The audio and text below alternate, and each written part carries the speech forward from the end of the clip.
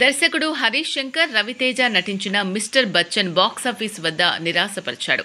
గబ్బర్ సింగ్ యొక్క రిలీజ్ విజయంలో విముక్తి పొందొచ్చు. పవన్ కళ్యాణ్ యొక్క గబ్బర్ సింగ్ అతని అద్భుతమైన కెరియర్లో అద్భుతమైన బ్లాక్ బస్టర్లలో ఒకటిగా మిగిలిపోయింది.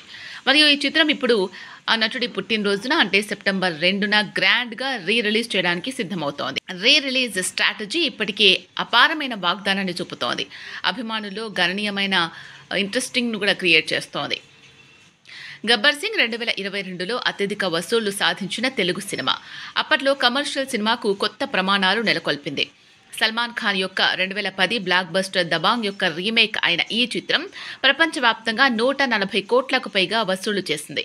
ఇది ఇప్పటికీ పవన్ కళ్యాణ్ కెరియర్లో అత్యధిక వసూలు సాధించిన 3వ చిత్రంగా నిలిచింది. పరమేశ్వర సినీ క్రియేషన్స్ పతాకంపై బండ్ల గణేష్ నిర్మిస్తున్న ఈ చిత్రంలో అభిమన్యు సింగ్, అజయ్, రావు రమేష్, బ్రహ్మానందం మరియు ఇతర ప్రముఖ నటీనటులతో పాటు శృతి హాసన్ ప్రధాన పాత్రలో నటించారు. గబ్బర్ సింగ్ రిలీజ్ కోసం ఎదురుచూపులు స్పష్టంగా ఉన్నాయి. బుకింగ్లు అద్భుతమైన స్పందనతో తెరవబడ్డాయి. టికెట్లు వేగంగా అమ్ముడవుతున్నాయి. గబ్బర్ సింగ్ మరోసారి బలమైన బాక్సాఫీస్ ప్రదర్శనకు సిద్ధంగా ఉంది. ఆదివారం రాత్రి ప్రీమియర్ స్క్రీనింగ్లను షెడ్యూల్ చేయాలి అనే నిర్ణయం ప్రయోజనకరంగా ఉంది.